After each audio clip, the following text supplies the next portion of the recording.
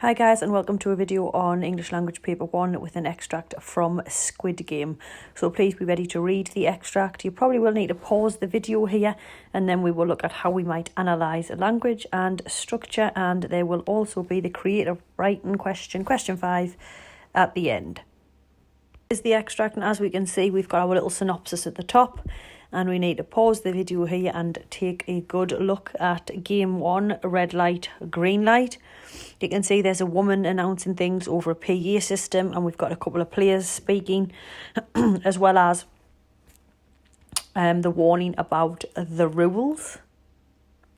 And here is the second part of the extract. Here we can see the dolls moving, obviously.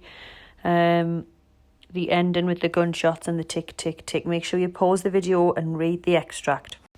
Whilst reading, I would be bullet pointing the language that stands out for you, as well as the structure and the things that you know you're going to be asked about and therefore you need to analyse. So, straight into question 2 then, guys.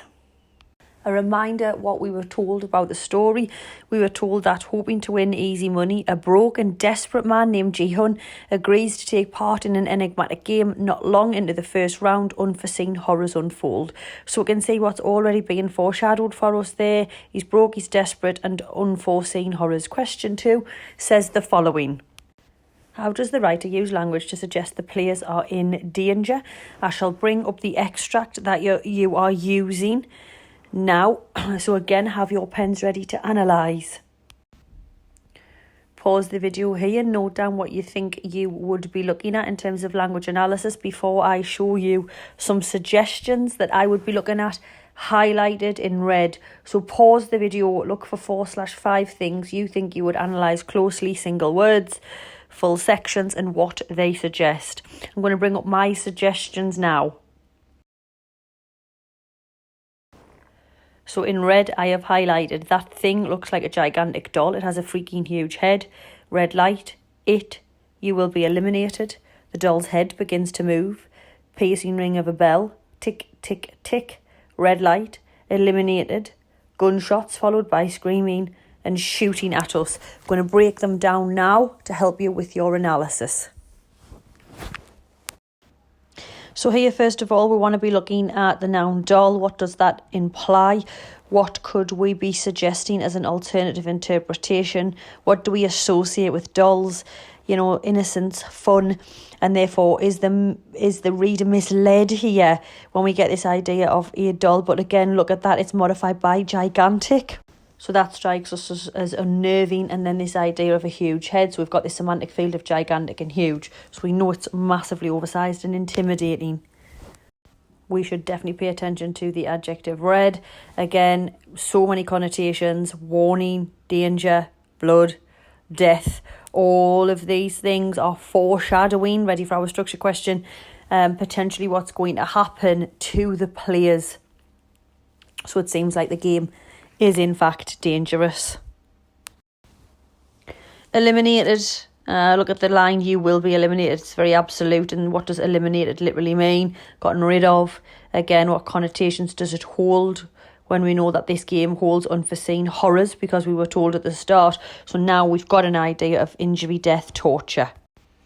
And this, obviously, the word it adds to our unease. You know, when it shouts, we know it's inhumane. We know it's potentially this doll that we've been warned about at the start. Your next reference is that the doll's head begins to move. Again, you know, now we realise that this is the gigantic doll alluded to earlier is not innocence. It's not fun anymore. It doesn't remind us of childhood. In fact, clearly there is a danger within it. And then we move to the gunshots, straightforward. The timing. The repetition of the single word tick, tick, tick. Again, it heightens the tension. We realise that time is running out, and now we know that our players are in immediate danger, and the ticking time adds a desperation, doesn't it, to the fact that we want them to survive. Shooting at us with the exclamation shows high volume, high emotion. They know that obviously this doll is actually there to kill them. So again, for the structure question, we might think that that's climactic. Demonstration then. Answering question 2, this is just the start. I might say something like a sense of danger is immediately created with the use of the adjective red. Naturally, this colour holds connotations of danger and seemingly acts as a warning to the reader and the players simultaneously. It could be argued that the red light foreshadows the impending peril the players are about to face. Using your notes, go back and try and answer this question. Put a timer on of around 15 minutes. We're looking for 8 marks.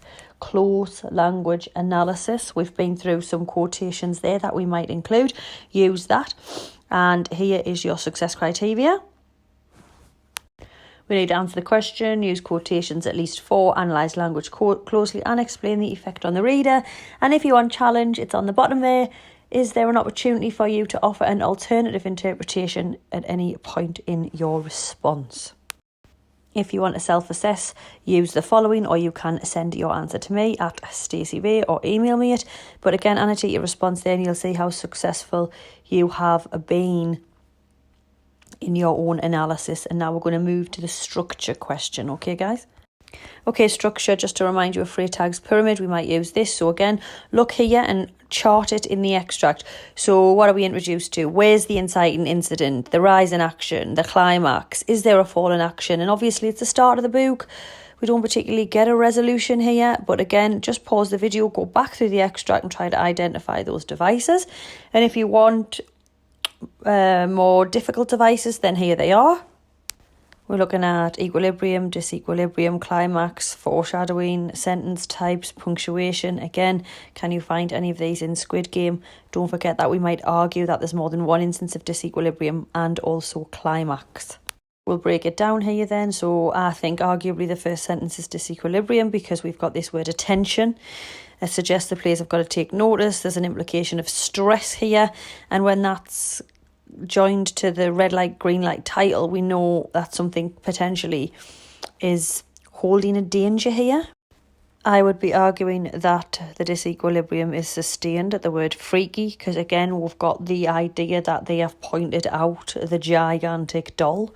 So consider that this is still disequilibrium, still uncertainty and tension, and then that is compounded with the noun it. So again the unease. The object that we're looking at is this gigantic doll, and then the beginning of the rise in action and climax for me would be the fact that the gigantic doll with the huge head is introduced and the idea of the first game with the rules outlined.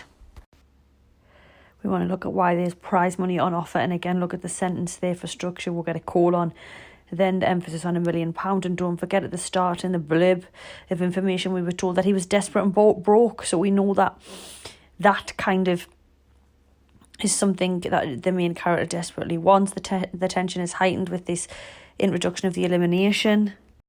I think structurally this is definitely the climax is fully realised here because we get that section where the doll's head begins to move, and then we get the single word sentences of tick, tick, tick. So we know the doll's head and the timer are suggesting that they are potentially in a life or death situation here. Again, climax here with the introduction of the colour red followed by gunshots. So this is the height of the tension, the height of the action, where we realise that actually the main character and the players that have been used in this section are in fact going to die. We might even think about how they have a lack of identity. We might consider juxtaposing sentences like green light, red light, green light, red light, and the difference between what we associate with green and then red, and then green and then red, and why, in terms of word order, why we finish with red, and what that implies about how dangerous the doll is. And again, the conclusion of the entire extract is the timer, tick, tick, tick.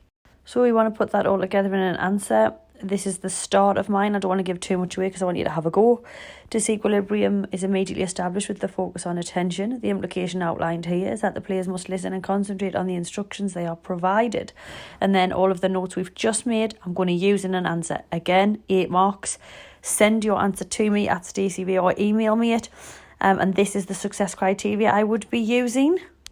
So we want to look at the whole source. We want 8 marks, so try 4 paragraphs, quotations, all of the structural terminology we've just looked at, like rising action, exposition, disequilibrium, climax, foreshadowing. Again, send your answers to me so I can have a good look. And then we look at marking it ourselves. We might use the following success criteria.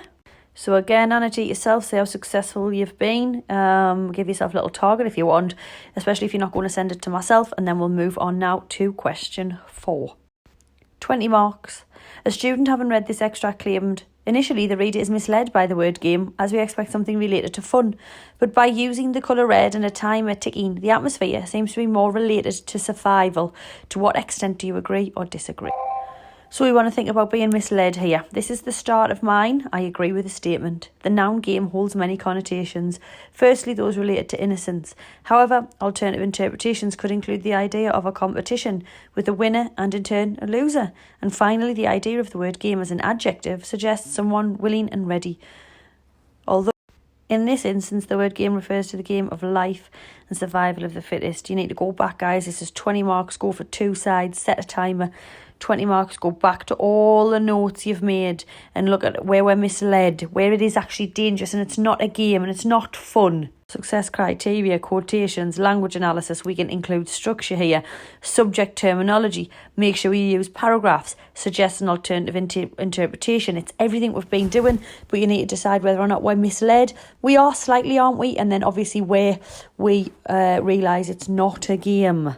And then question 5 is 40 marks. It is your creative writing. Create a piece of descriptive writing which begins with the following. It was, after all, too much to risk, but this was the desire of the gods and the debt owed. We need to write for 45 minutes. We need simile, metaphor, personification, decent vocabulary, colon, semicolon, paragraph, and manipulate the reader. I'll show you the start of my example now. My start is, it was, after all, too much to risk, but this was the desire of the gods and the debt owed. The debt would be a life, her own life, someone's life, anyone's life. Defiance would not go unpunished, and defy them she had. History held an insufferable amount of scorned women from Medusa to Marilyn, and here she would feel the full power of divine wrath. So where we're going to get marked then, we've got the colon, we've got the triple, life, someone's life, anyone's life. We've got vocab in defiance, unpunished. We've got insufferable. We've also got the subtle alliteration of Medusa and Marilyn, and then the vocabulary of divine and wrath. Try your best to write an extended response here. Send it to me at Stacey Ray. You can also find all of my stuff on Instagram at Stacey Ray and on YouTube, Stacey Ray. Massive good luck, people, and let me know if you need any help.